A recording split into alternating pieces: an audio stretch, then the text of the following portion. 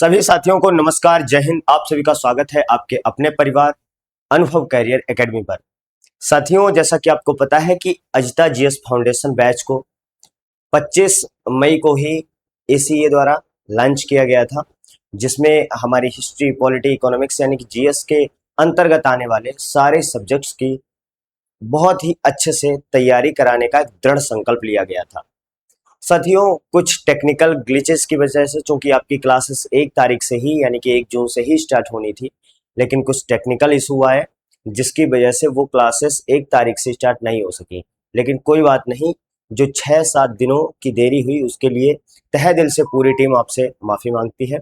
लेकिन आगे से, आज है 8 जून और आज से आपकी क्लासेस सोमवार से शुक्रवार तक कंटिन्यू रनिंग मोड में चलेंगी। और जैसा कि आपको तब भी बताया गया था, जिस दिन अजिता फाउंडेशन बैच लॉन्च किया गया था, उस दिन बताया गया था कि सैटरडे संडे आपका ऐसा स्पेशल डे रहेगा जहां आप तो आपके संबंधित सब्जेक्ट के अध्यापक आपकी प्रीवियस जो पढ़ाया है 1 हफ्ते में 5 दिनों में उसका रिवीजन करा रहे होंगे, या पास ही में अगर कोई एग्जाम होगा तो उन टॉपिक से रिलेटेड जो एमसीक्यूज पीवाईक्यू होंगे तो उनको करा रहे होंगे, या फिर कोई स्पेशल टॉपिक जो इसमें नहीं शामिल किया है लेकिन वो पढ़ाना जरूरी है, तो उसको भी जो है उसमें हम लोग सैटरडे संडे को कर रहे होंगे।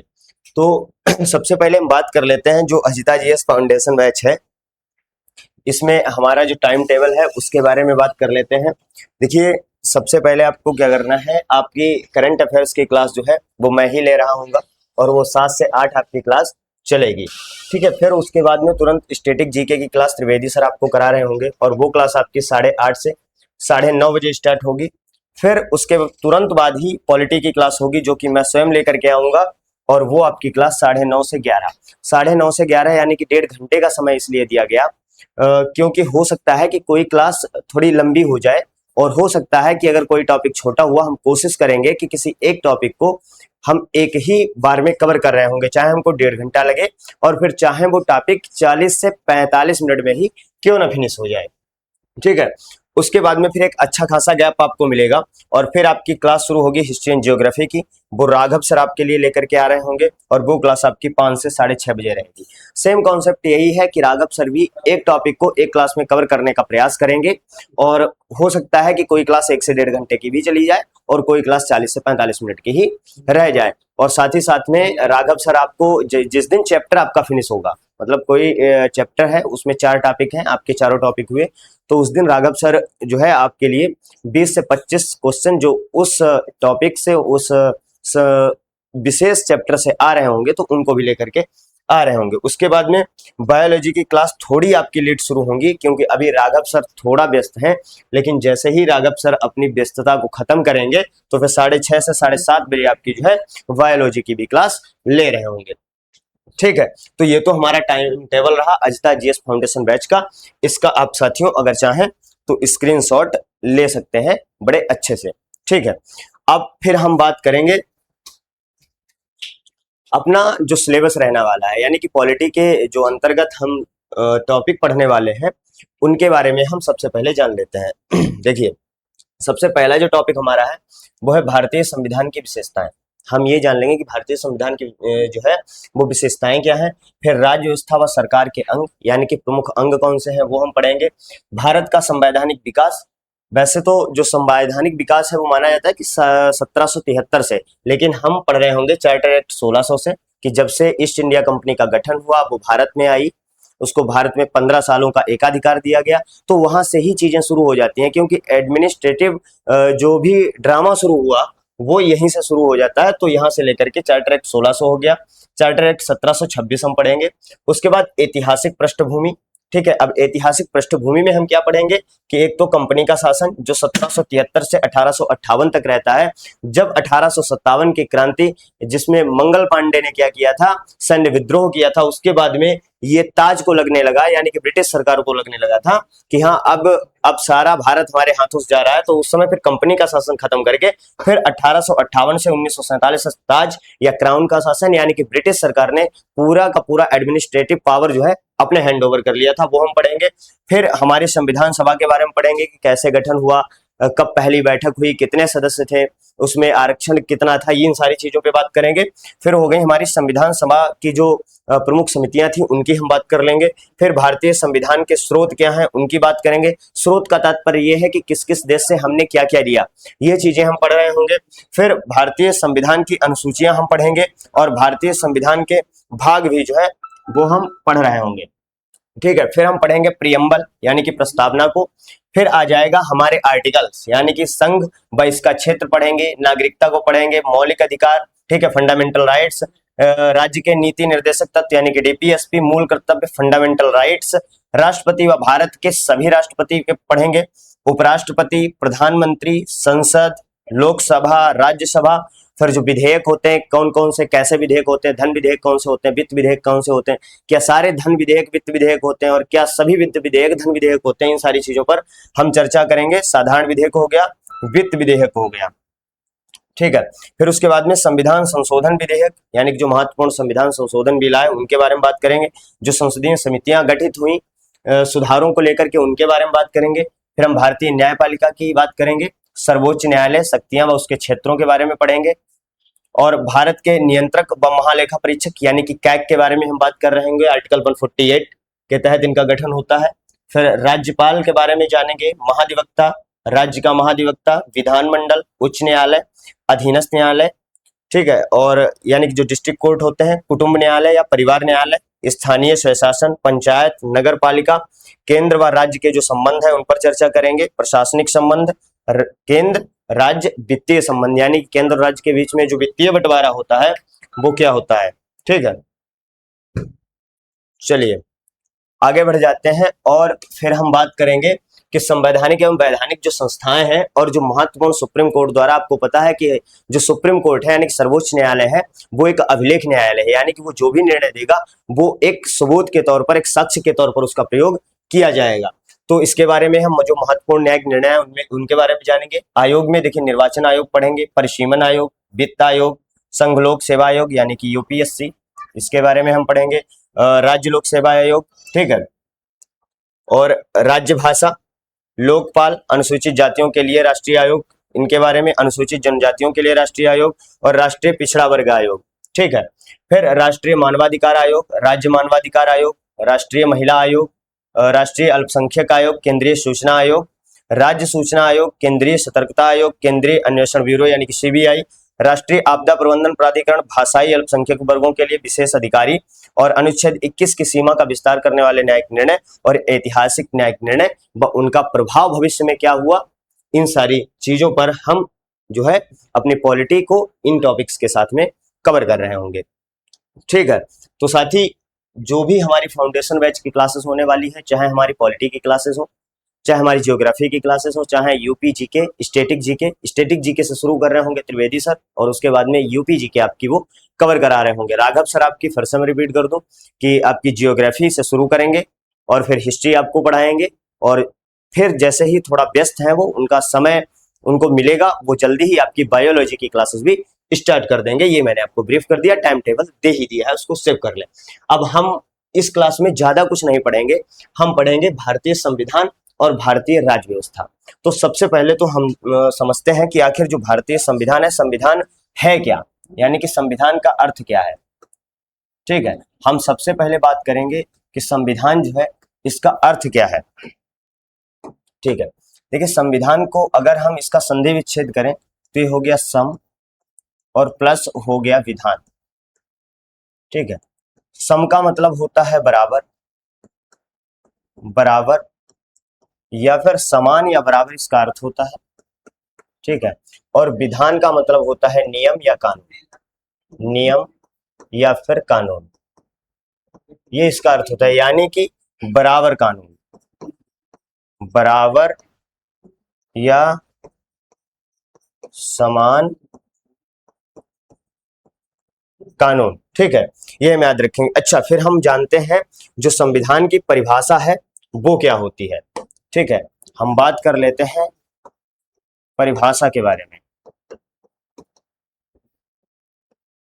देखिए हम लिखेंगे संविधान उन नियमों का संग्रह है देखिए, अगर हम संविधान की बात करें, सबसे पहले अभी हम लिखाएंगे भी, आप समझने का प्रयास करिए। हम जितनी भी पॉलिटी आपको पढ़ा रहे होंगे, इसीलिए मैंने कहा कि कोई क्लास आपकी 1.5 घंटे, पौने 2 घंटे की भी हो सकती है।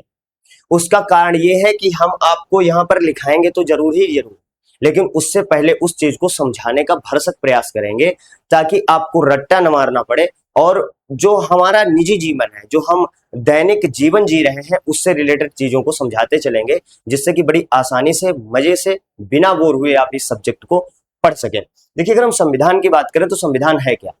अगर आप अपने तेज से ही देखें, आपने देखा होगा कि संविधान एक किताब है, एक ऐसा दस्तावेज, एक ऐसी किताब जो उन नियमों का संग्रह है जो किसी भी देश, किसी भी राज्य या राष्ट्र को चलाने के लिए होता है। यानी कि संविधान जो है नियमों का एक संकलन है, जिसके तहत जो है पूरा देश संचालित होता है। देश की जनता के लिए, सभी के लिए उसमें नियम कानून लिखे हुए होते हैं। तो संविधान जो है, संविधान उन नियमों या कानूनों का संग्रह है, कानूनों का संकलन है, संकलन है, जो किसी राज्य या राष्ट्र, किसी राज्य या राष्ट्र को सुचारू व अनुशासित ढंग से चलाने के लिए, व अनुशासित ढंग से, ढंग से चलाने के लिए, चलाने के लिए आवश्यक होते हैं, आवश्यक, आवश्यक होते हैं। तो हमने आपको बताया कि जो संविधान है वो क्या है? उन नियमों और कानूनों का संकलन है जो किसी भी राज्य या राष्ट्र को चलाने के लिए जरूरी होते हैं। अच्छा, अगर हम संविधान की बात करें, ठीक है, चलिए आगे बढ़ते हैं। देखिए, यहाँ पर दो टर्म हमने ऐड किए हैं, यहाँ पर दो टर्म हमने ऐड किए थे, संविधान और भारतीय राज्य व्यवस्था। अगर हम सबसे पहले हमने संविधान के बारे में जान लिया कि आखिर संविधान क्या होता है, यानी कि समान कानून, परिभाषा हमने आपको बताई कि समान कानूनों का जो है, जो आपके कानून है उनका संग्रह होता है। चलिए, अब हम सबसे पहले बात कर लेते हैं राज्य व्यवस्था की। राज्य व्यवस्था क्या है? हम राज्य व्यवस्था के बारे में जानेंगे कि आखिर जो राज्य व्यवस्था है वो है क्या। देखिए, हमने संविधान बताया, संविधान एक किताब है और उसमें नियम कानून लिखे हैं। ठीक है, अब वो नियम कानून तो लिख करके रख गए, लेकिन अब उन्हें चलाएगा कौन? यानी कि राज्य व्यवस्था करती क्या है कि जो संविधान में नियम और कानून बनाए गए हैं उनको लागू करना। कोई भी नियम कानून, जैसे आपके घर में कोई परंपराएं चलती आ रही हैं, आप ऐसा समझिए, कोई परंपरा है या आपके कुल देवता है जिनकी एक जो तिथि है वो निश्चित की गई है, और आपकी जो दादी, आपके बाबा लिख करके एक कागज आपके पिताजी को दे गए कि भैया ये कार्यक्रम है हमारे कुल देवता की, इन इन तारीखों पर पूजा होगी। अब बात यह है कि आपके बाबा तो लिख करके चले गए, वो अब हमारे बीच नहीं है, लेकिन वो जो नियम लिख करके गए हैं अब उनको लागू कौन कराएगा? तो आपके घर में अगर पिताजी है तो पिताजी मुखिया होंगे घर के, तो उनको लागू जो नियम कराएंगे वो पिताजी ही कराएंगे। तो सेम इसीलिए मैं कहता हूं जितना जो कुछ पढ़ूंगा वो एकदम से आपके दैनिक जीवन में उतारता चलूंगा। तो वही कार्य है राज्य व्यवस्था का, यानी कि संविधान में जो नियम कानून दिए गए हैं उनको राज्य व्यवस्था लागू कराती है। तो चलिए नोट करते हैं, संविधान में दिए या संकलित कानूनों को, संकलित, संकलित कानूनों को लागू कैसे करना है, कैसे करना है,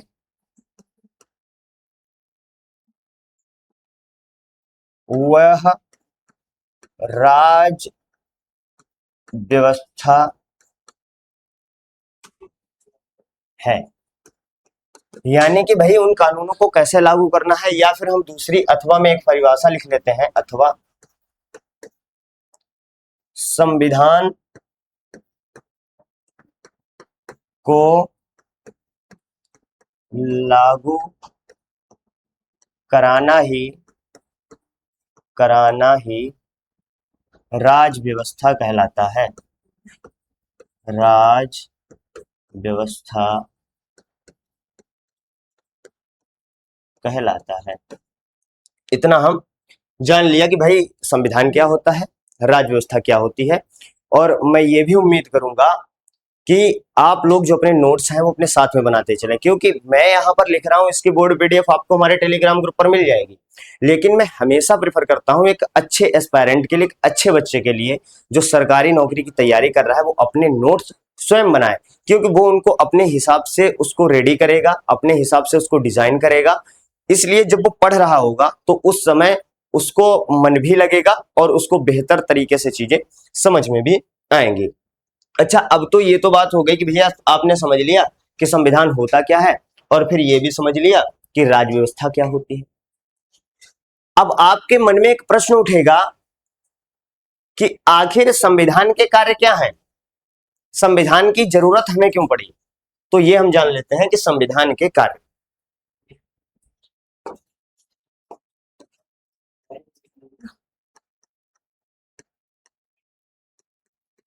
संविधान के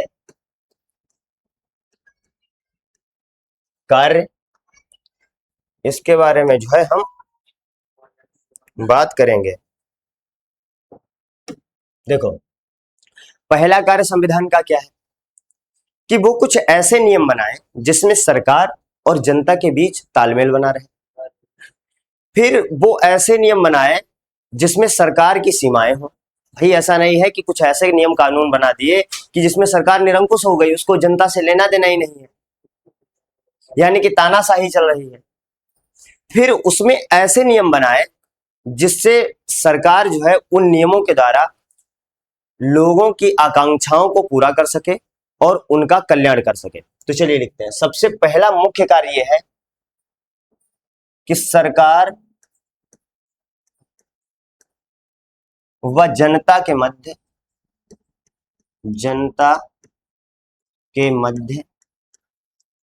बुनियादी तालमेल बनाना। बुनियादी तालमेल बनाना। तालमेल बनाना। अच्छा, पहला पॉइंट ये हो गया। अब दूसरा पॉइंट क्या है, संविधान ऐसे कानूनों को बनाए, ऐसे कानूनों को बनाए व सरकार को शक्ति प्रदान करे, शक्तियां प्रदान करे जिससे वह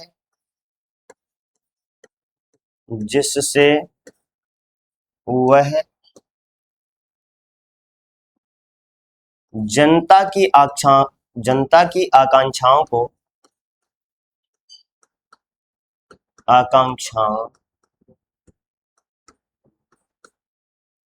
को पूर्ण कर सके। ठीक है, ये दो पॉइंट आपने लिख लिए। अब भाई तीसरी बात यह है कि ठीक है, सरकार और जनता के बीच तालमेल बनाना एक कार्य हो गया, और ऐसे कानून बनाया, सरकार को ऐसी शक्तियां दें जिससे कि भी वो लोगों का कल्याण कर सके और उनकी आकांक्षाओं को पूरा कर सके।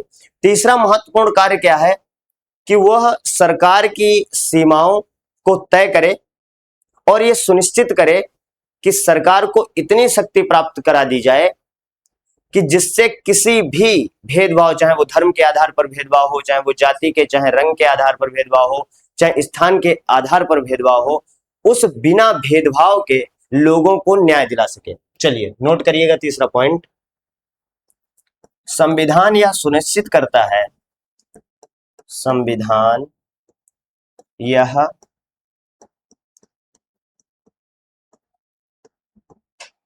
सुनिश्चित करता है, संविधान यह सुनिश्चित करता है कि सरकार को इतनी शक्तियां प्राप्त हों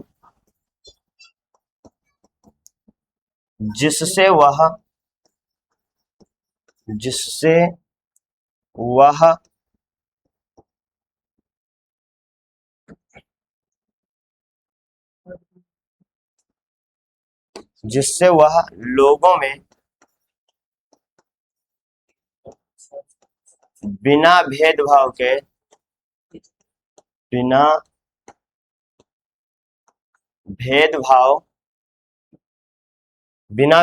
के उन्हें न्याय दिला सके।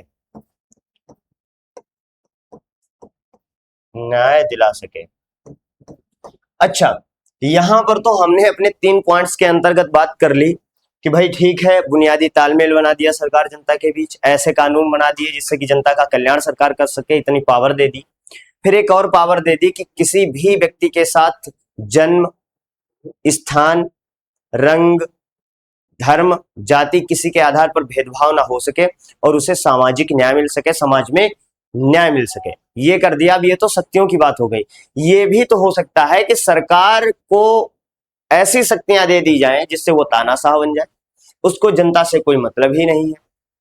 तो संविधान का एक प्रमुख कार्य है कि सरकार की सीमाओं का निर्धारण करे जिससे कि सरकार तानाशाह न हो सके और वह बंधी रहे। अच्छा, चलिए, संविधान का प्रमुख कार्य, संविधान का प्रमुख कार्य सरकार की शक्तियों को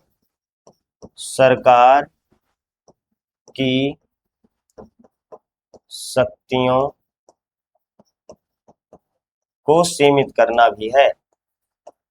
शक्तियों को सीमित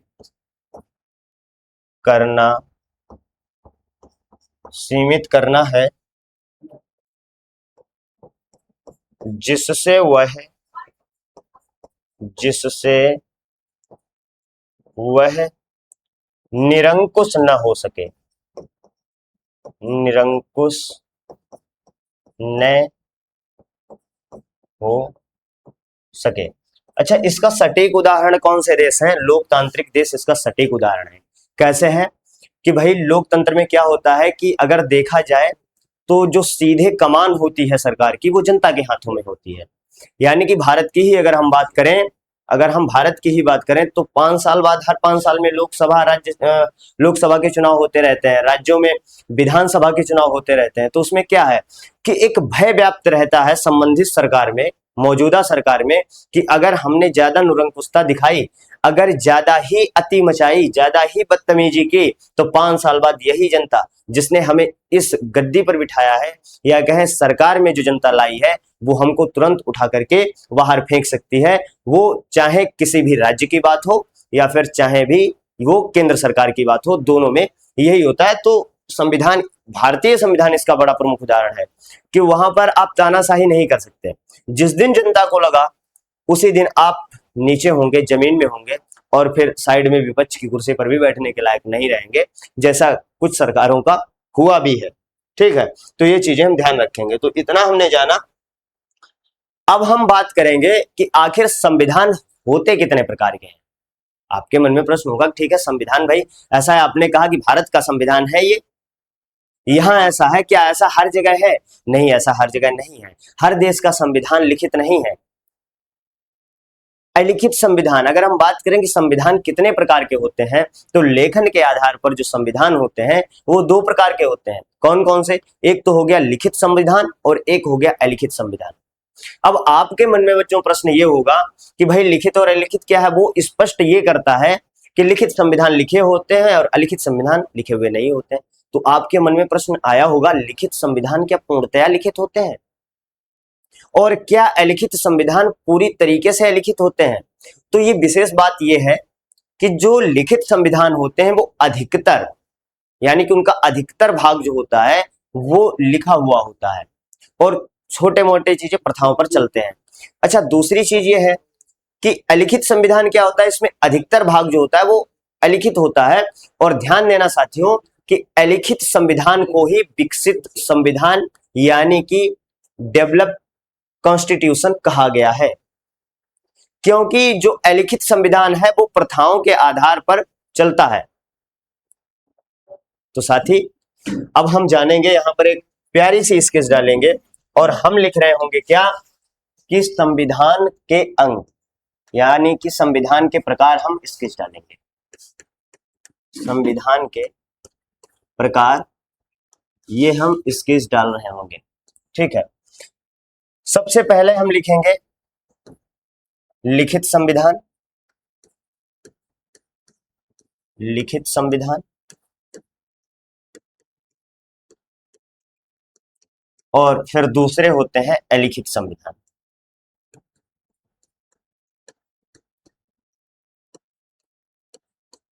अलिखित संविधान, हमने आपको क्या बताया कि जो लिखित संविधान होते हैं वो अधिकतर कैसे होते हैं, वो अधिकतर जो है उनका अधिकतम भाग लिखा हुआ होता है। तो सबसे पहले हम बात कर लेंगे, शायद ये विजिबल नहीं होगा आपको,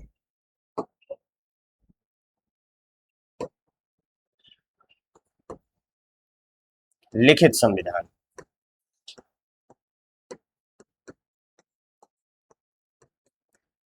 लिखित संविधान, देखिए पहला पॉइंट हम लिखेंगे वे संविधान, वे संविधान, वे संविधान जिनका जिनका अधिकतर भाग, अधिकतर भाग अलिखित लिखित होता है,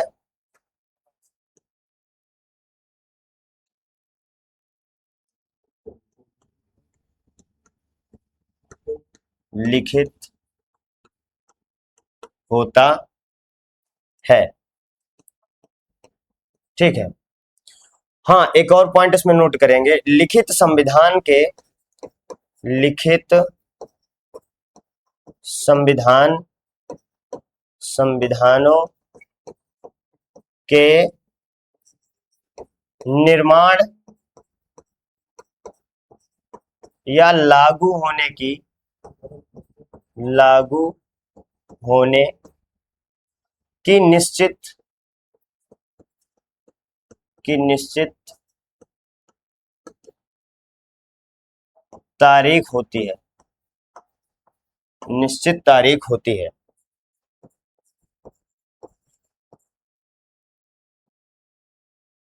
और एक पॉइंट लिखेंगे लिखित संविधान,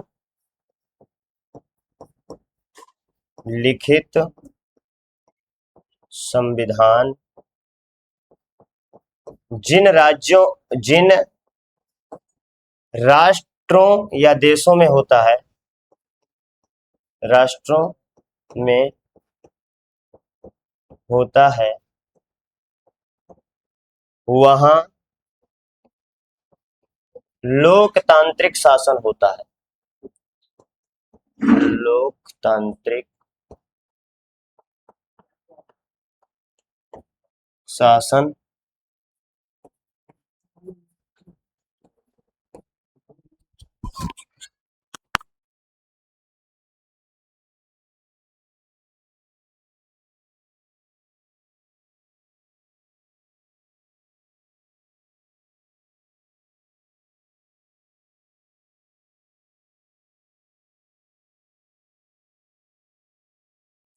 माफ कीजिएगा साथियों, थोड़ा सा काम आ गया था तो इसलिए थोड़ा सा जो है क्लास को इंटरप्ट करना पड़ा।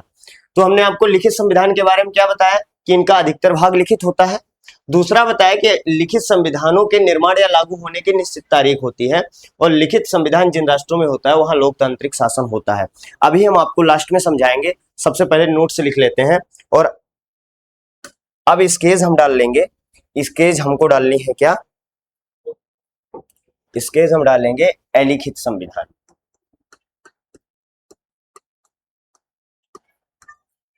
अलिखित संविधान, ठीक है।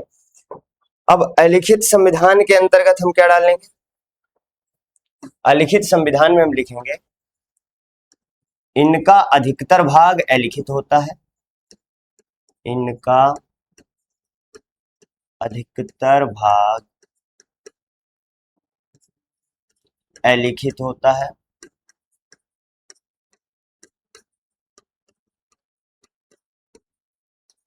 अलिखित होता है। नंबर 2, ये संविधान पूर्ण विकसित होते हैं, ये संविधान पूर्ण विकसित होते हैं, पूर्ण विकसित होते हैं। नंबर 3, ये संविधान पूर्ण, हाँ, ये प्रथाओं व परंपराओं के आधार पर चलते हैं, परंपराओं के आधार पर चलते हैं, ठीक है। और एक अंतिम पॉइंट इसमें लिखेंगे, इनके लागू होने की कोई तिथि नहीं होती, इनके लागू या निर्मित होने की, निर्मित होने की कोई तिथि नहीं होती। अब चलिए हम बारी बारी से समझते हैं कि आखिर जो लिखित संविधान है वो क्या है, अलिखित क्या है, इसके फैक्ट्स के बारे में हमें पॉइंट्स आपको समझा देते हैं। ये तो क्लियर ही है कि इनका अधिकतर भाग लिखित होता है, यानी कि ज्यादातर भाग लिखा हुआ होता है। दूसरा ये है कि लिखित संविधान के निर्माण और लागू होने की निश्चित तारीख होती है। सीधी सी बात है कि जब कोई संविधान लिखा जाएगा, पहले तो वो लिखा जाएगा, फिर वो लिख करके तैयार होगा तो एक निर्माण तिथि हो गई। जैसे भारत का संविधान 1 वर्ष 11 माह 18 दिन उसको बनने में लगे, तो उसी प्रकार से हमको पता चल गया कितना समय लग गया, प्लस कब वो लागू हुआ ये भी हमको पता चल गया। तो ये जो संविधान होते हैं लिखित, इनके लागू होने की और निर्मित होने की तिथि पता होती है। अच्छा, लिखित संविधान जिन राष्ट्रों में होता है वहां लोकतांत्रिक शासन होता है, मुख्यतः ऐसा होता है। और दूसरी चीज यहाँ पर और भी नोट कर लेंगे, यहाँ एकात्मक, यहाँ एकात्मक व द्विसदनात्मक, संसदात्मक व संसदात्मक दोनों सरकारें हो सकती हैं, दोनों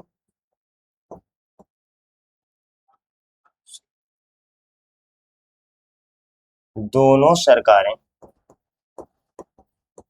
हो सकती हैं, ठीक है। इतनी चीज हम समझ लेंगे।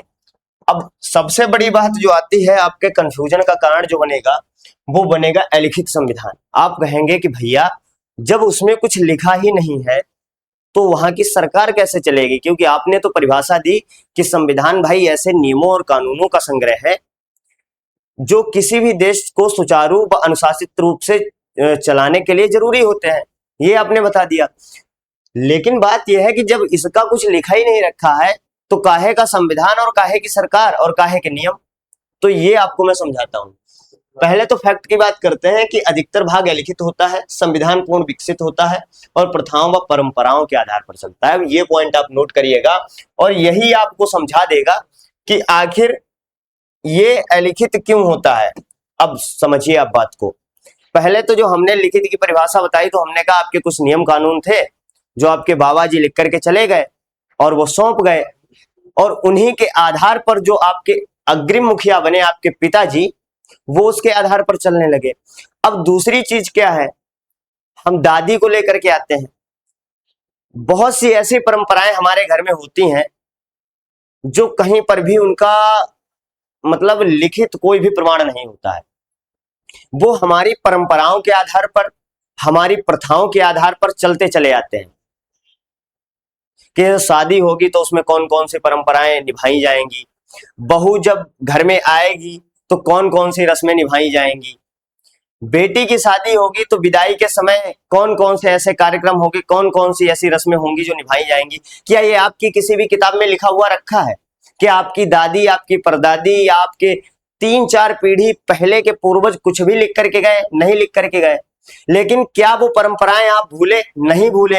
वो आपके दादा परदादा ने वही रस्में निभाई, उसके बाद में आपके पिताजी ने वही रस्में निभाई, आपके लिए भी वो रस्में निभाई जाएंगी और आगे वाली पीढ़ी जो आएगी वो भी उन रस्मों को, उन नियमों को, उन कानूनों को पालन करेगी।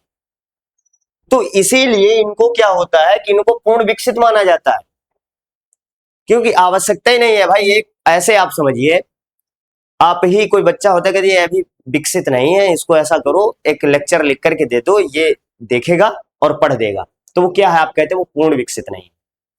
वहीं एक अच्छा वक्ता, एक अच्छा प्रवक्ता, जिसको कोई भी टॉपिक इंस्टेंटली दे दो बिना किसी तैयारी के और वो उस सब्जेक्ट पर बोल सकता है, तो आप कहेंगे इसका दिमाग बहुत विकसित है, इसको कुछ भी पढ़ने की जरूरत नहीं है, इसको एक चिट्ठे की जरूरत नहीं है। तो वही चीज है, इसको लिखने की आवश्यकता ही नहीं है, ये परंपराओं के आधार पर चलता हुआ चला आता है, ठीक है। और इसके लागू या निर्मित होने की कोई तिथि ही नहीं है। अब ये बताओ कि आप अपने घर के नियम कानूनों को बता सकते हैं कि हमारे उस परदादा ने उस तारीख को, उस महीने जो है लागू किया था और उनको इतना समय लगा था इन नियमों को बनाने में? आप कह ही नहीं सकते हैं। तो लिखित संविधान को आप ऐसे समझिए कि जैसे हमारे घर की परंपराएं चली चली आती हैं, वैसे ही इन देशों की। इसका प्रमुख उदाहरण है ब्रिटेन। उदाहरण की बात करें तो ब्रिटेन हो गया, न्यूजीलैंड हो गया, न्यूजीलैंड हो गया, इनके जो संविधान है ये लिखित संविधान है। और क्या इनका शासन नहीं चलता है? क्या इनकी सरकारें सुचारू रूप से नहीं चलती हैं? क्या निरंकुश है? ऐसा नहीं है। तो साथियों, आज के इस सेशन में, इस क्लास में हम इतना ही रखेंगे और आगे की क्लासेस में हम इससे आगे कंटिन्यू कर रहे होंगे। साथियों, अगर आपको वास्तव में क्लास पसंद आई है और जितने फैक्ट्स मैंने पढ़ाए हैं वो सारे के सारे एकदम से आपके दिमाग में एकदम घुस गए हैं, फीड हो गए हैं, तो एक लाइक जरूर करिएगा और अगर संभव हो तो इस क्लास को लेकर के अपने विचार जरूर व्यक्त करिएगा। और चैनल पर आगे जुड़ना चाहते हैं, ऐसे ही क्लासेस को कंटिन्यू करना चाहते हैं, भाई चीजें आपके समझ में आई, आपको फैक्ट्स अच्छे लगे, काम के हैं परीक्षा की दृष्टि से, चूंकि फाउंडेशन बैच है तो आपको हो सकता है कि 2-4 क्लासेस में ये लगे कि अभी बहुत जीरो से ले चल रहे हैं। देखो, फाउंडेशन का मतलब ये होता है जीरो से चलेंगे और तुमको हीरो बना के छोड़ेंगे। तो बिल्कुल शुरू से हमने शुरू किया और अभी और आगे तक हम लोग जाएंगे। साथियों, क्लास को यहीं पर हम फिनिश करते हैं, मिलते हैं अगली क्लास में। तब तक के लिए सभी साथियों को नमस्कार, जय हिंद।